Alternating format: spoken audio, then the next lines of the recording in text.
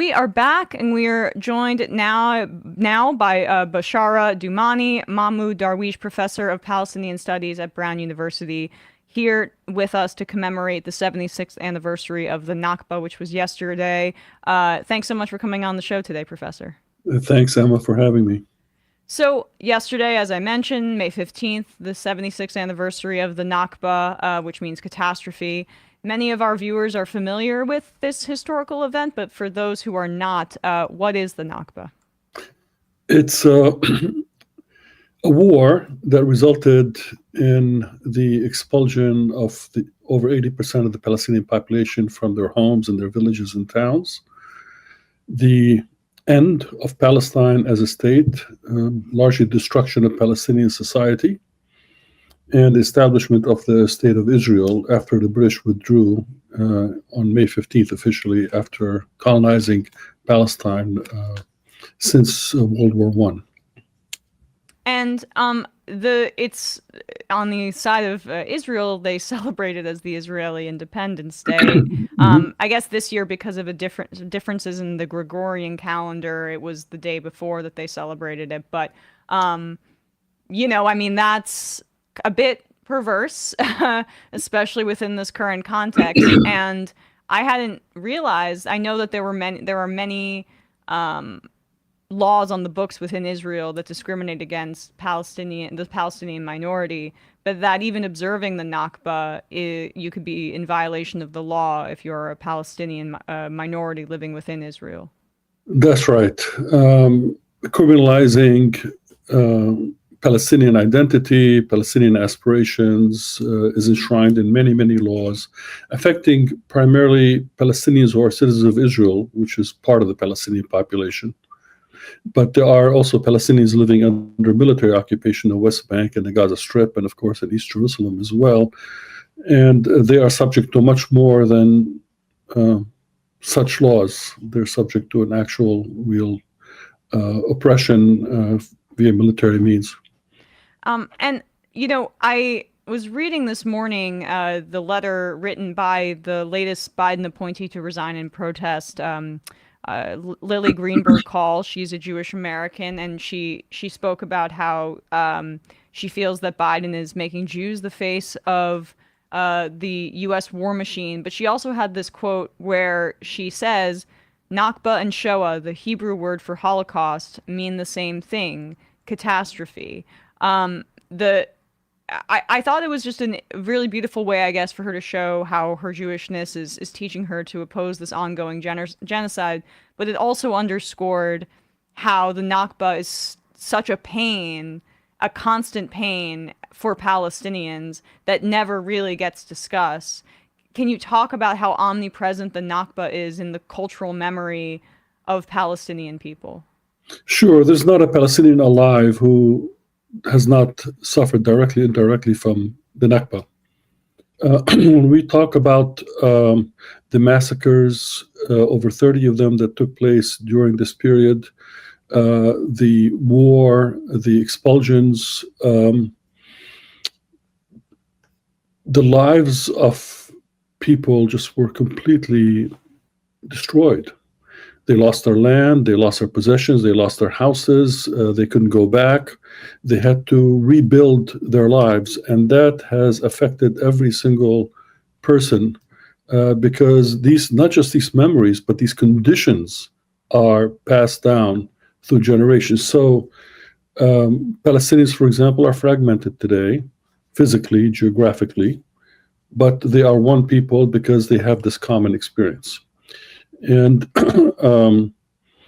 many of the older generation that experienced it directly preferred not to talk about it. And that is a common problem for all traumatized people. And so it has been kind of rediscovered and re-understood generation after generation by Palestinians. And it's become the major definition of what it means to be Palestinian today. That is to say, the world's oldest stateless refugee population. And when in 1948, and the Nakba, we could talk about how it's an ongoing process as well. But I just wanted to paint a picture for the audience. Can you talk about the destruction of Palestinian life that occurred on that day and is still occurring? You know, cultural centers, homes that were taken. Say a Palestinian was going to a wedding and they came home and an Israeli Jewish family had taken it, and that's the end of that. Those stories are so common. If you could just give people a sense of what the Nakba looked like. Well, watch what's going on in Gaza today and think of the key elements of what's going on. One is absolute destruction of the built environment. So 1948 was a moment in which over 400 to 500 Palestinian villages and towns were bulldozed, dynamited, or destroyed so that the people who lived in them cannot come back. There massive displacement in Gaza today. There was massive displacement in 1948 as well. But these are what I call the earthquakes of the Palestinian experience. Right. And I would add 1967 to that, because people forget, but this anniversary is coming up soon on June 5th, but over 300,000 Palestinians were expelled in that war, and over 150 villages were destroyed. So the process, which has been going on for over a century now, of displacing a people and taking their land continues. Would pay attention to the earthquakes, but there's the tectonic shifts, the structural violence that happens on a daily basis, and we see that best exemplified in the West Bank today. Settlements, Jewish-only colonies are being built on Palestinian lands, and people are being expelled from their villages, and it's happening, acre by acre, day by day. That is the kind of a death by 1,000 cuts that the Palestinians have been experiencing for many decades now. These tectonic shifts of one people replacing another and taking their land. But every once in a while, you get this earthquake. And 1948 was by far the biggest earthquake. 1967. Can you talk about how what's called the 6-Day War resulted in the fracturing of Palestinian society in the way that we know to this day, creating the territories of East Jerusalem, of the West Bank, and then the open air prison that is Gaza, which has been, basically, even though Israel says that they left militarily, they've controlled every aspect of life in Gaza for years at this point. That's right. In 1967, Israel preemptively attacked the Arab states and it quadrupled its size by taking over the Sinai Peninsula, the Golan Heights, the West Bank, and East Jerusalem and Gaza. Gaza, East Jerusalem, and the West Bank were what's left over of the Palestinian state that the British controlled. They constitute about 22% of the land of that mandate, Palestine. The Egyptians were in control of Gaza, the Jordanians annexed the West Bank and East Jerusalem. Ironically, the 1967 war reunited Palestinians inside of Palestine. For the first time since 1948, Palestinians in the West Bank or East Jerusalem or Gaza could go and see their relatives and their homes, or what was left of their homes, or at least the places where their homes used to exist inside Israel today. And that has completely changed after the Oslo Accords, where a new matrix of control was imposed on the Palestinians, which limited movement according to a pass system very similar to South Africa. In other words, after Oslo, Palestinians in East Jerusalem would find it very difficult to go to outside to the West Bank. People in the West Bank couldn't go to Gaza, and so on and so forth. And that fragmentation continues until today, especially in Gaza, which was put under a strict siege since 1991, 1992, but incredibly increased after 2006. You mentioned Oslo, and this is not exactly tied into our kind of Nakba conversation, but it's been in the news because Hillary Clinton is going on television and saying that, well, the Palestinians didn't want peace and the kids that are protesting don't understand history. What happened in the Oslo Accords, and what was the reality of the deal that was offered to the Palestinians? This is very relevant to this moment because um, the Palestinian Liberation Organization, which negotiated the Oslo Accord secretly with Israel, not even the United States knew about it at the time, um,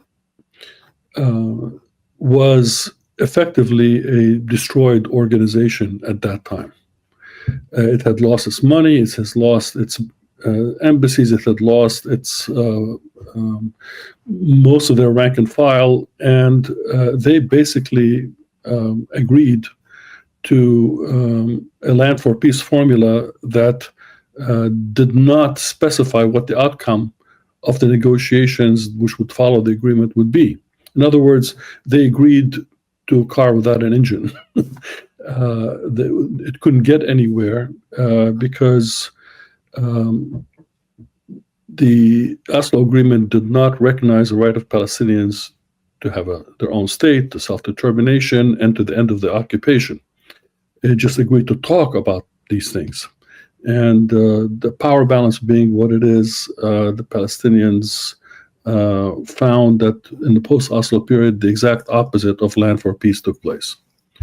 The number of Israeli colonies inside the West Bank doubled, the population tripled, the restrictions were magnified, and what has been created since Oslo is effectively a one-state condition. Between the river and the sea, Israel controls everything in an ethno-nationalist kind of supremacist state in which there are different rights to different people depending on their religion or ethnicity. Right. And you mentioned this one state reality. This is why the conversations about a two-state solution are like, basically we could be having a conversation about Harry Potter or something. It's not, we're not living in a reality world. It's a fantasy world. Yeah. I mean, what is your assessment of that kind of? I almost do feel like maybe we're seeing some shift from that being the liberal Orthodox opinion, but it's both wrong morally, but also impractical because because of the reality that you just described and the 1967 borders being what they are and this fracturing and then the settlements that have continued. It's just impossible. It's impossible from a geographic perspective, let alone, of course, the fact that it is a continuation of solidifying what the Nakba created. That's right. With tremendous U.S. military, economic, and political support, Israel has done everything it can to prevent the establishment of a Palestinian state or two-state solution. By making it the infrastructure for the control over the area so dense and so thick that it can never be undone. So the importance of the Nakba commemoration is precisely that. It shifts the focus from this idea of a nationalist conflict in which partition is the only solution, that is to say, two-state solution, into one which recognizes that between the river and the sea, there are people who are interlocked together in an inseparable way, and it has to be transformed in the sense that it should be a place where there's equality and justice for all, and not one group ruling completely over another and using all sorts of structural violence to push them off their land. And so 1948 brings our attention back to the source, the root of the issue, that the two-state solution or partition simply cannot solve. Because the settler colonial movement that didn't start in 1948. It started long before, in the late 1800s. And so if we want to really find a way to coexist in peace, that has to be dealt with, plus the issue, of course, of the return or the right of return, whether they choose to exercise it or not, of the Palestinians to their homeland. And so returning to the theme of the Nakba, Mhm. many people discuss it as an ongoing process as opposed to Right, the earthquake that you described. right, How would you explain that to people? That the fact that the Nakba is still with us to this day right, and the driving force here. right. Because the three key elements that constitute the Nakba are things that continue to happen on a daily basis between these earthquakes. That's what I meant by the tectonic shifts. So the twin engines of this transformation of Palestine and the Palestinians into a stateless people and then into Israel is based on demographic displacement and land appropriation. These two processes started in the late 1800s and continue until today. If you look at what's happening in the West Bank just since October 7th, you'll see this very clearly. But those processes, these engines, never stopped. And the third element is what I call the iron law, which is the refusal to accept the Palestinians as a political community. That is to say, a community that has a right to have rights. And this idea of refusing the right of Palestinians for self-determination, statehood, equality, was enshrined in the Balfour Declaration in 1917, when they were referred to the indigenous population, which were 94% or so of the population at the time, as non-Jews who have civil and religious rights, but not political rights. And this has continued until today. The Palestinians still don't have the political right to organize themselves as a political community that's recognized effectively by the world.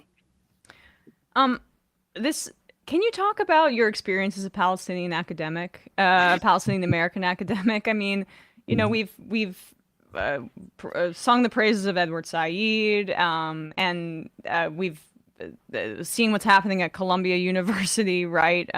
With the the fact that that university and other Ivy, you work at Brown, they have a robust history of Palestinian academia with Said, and now Rashid Khalidi.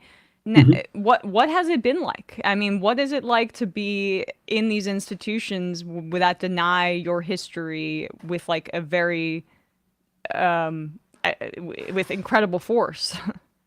My own lifetime has seen a major transformation. When I started at the University of Pennsylvania, the first course I ever taught was History of the Palestinians, which, to my knowledge, was the first time that such a course has ever been taught. And you couldn't really say the word Palestine in polite company. They would immediately go quiet and think something bad has been said. And now I'm a professor of history, but also occupy the Mahmoud Darwish Chair for Palestinian Studies at Brown. And the difference is almost like night and day.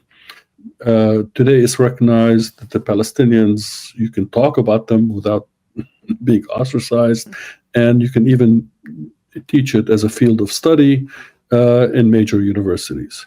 That accomplishment has everything to do with the ability of Palestinians on the ground to remain steadfast and fight for their rights and create such a space for people like me to be able to teach about them. That has shifted a lot since October 7th, in which there's a real attempt to criminalize Palestinian speech and pro-Palestinian sentiment. And it's done mostly as an alliance between white supremacists or right-wing evangelical groups who are trying to use this as a wedge issue for a larger battle over the culture of this country. But they are being helped by major establishment organizations such as AIPAC or ADL and others who are doing everything they can to criminalize Palestinian speech in the universities. And I must say, the repression I've felt over the last 40 years of teaching has always been around, but after October 7, it's really increased tremendously, just like we saw after 9/11, a real uptick. we are seeing one now, but it's a little bit more dangerous because universities are not what they used to be. That's one thing. They've changed a lot. And there is a real push by Congress, especially the House, to investigate and to criminalize. There's been changes in many of the Republican states about public universities and how they operate. We're in the midst of a huge campaign to transform higher education in this country, and I think it's a very difficult moment. And the Palestinian issue has become central to that. Do you see this repression by these institutions as a sign that they are growing weaker and more desperate, or that they're showing their strength? Yeah, so there's a general rule that says the more violence you have to use in order to get even less political dividends than you normally would get for that amount of violence, if that trend continues, that means that the party who's using the violence is getting weaker. They just have to do so. One would ask, for example, why is it that for many decades there weren't a criminalization effect going on in universities on Palestinian speech? It was just part of the woodwork. It just was there. But now they have to use all sorts of violent means in order to impose that. Yes, I think I agree that a global movement for justice, especially among young people, has seen the Palestinian issue as a litmus test of what it really means to be progressive or for justice, and not to have a double standard about that, that keeps brown and black and other people of color or third world people outside the equation of who deserves rights and who doesn't. If we want to be consistent, then the Palestinian issue becomes the litmus test for consistency. And against that worldwide, really global development in the last decade or so, but especially after October 7, we've seen it, the repression has increased precisely because the party who's doing the repression is getting weaker in terms of popular opinion. It's good to know, and it gives me some hope. And truly, my last question here, but before I let you go, as a professor of history, are you seeing a bit of a reorientation academically towards like an understanding of the world and governments that's based less on autocracies versus democracies or liberal societies versus repressive societies, to one that is more about the impacts of colonialism and power in that instance? Because I think that this is a major difference, I would say, in some people of an older generation that grew up in a Cold War era versus my generation that is very invested in this Palestinian issue. Right. There's a disenchantment, it seems to me, with what I would call the liberal order, based on nation states and based on rule of law. Younger people are seeing very clearly when it comes to environmental justice and climate change and the power of corporations and a million other things, the nation state model and the rule of law are not really working, except for some people. And so that entire system is under stress right now. And we see that very clearly in the Palestinian issue because the United States is enabling what the International Court of Justice and the United Nations are saying are genocide. Yep. And they're doing it while pretending to be a liberal democratic party. Mm-hmm. And what happened to your values? Why are some lives worse than others here for you? This is not just a Palestinian story. It's a story that many people inside this country and beyond can identify with. And so this liberal system is under great stress. And I don't think many people know what will emerge out of this experience, but the days of double standards and ability to normalize the oppression of other people just because they're not like us, I think, are over. Well, I'm hopeful as well. It's encouraging to see the shift in conversation. Beshara Doumani, a Mahmoud Darwish professor of Palestinian Studies at Brown University, here with us to commemorate the 76th anniversary of the Nakba, which was yesterday. Thanks so much for your time today. I really appreciate it. Thank you very much, Dema. Take care. Take care.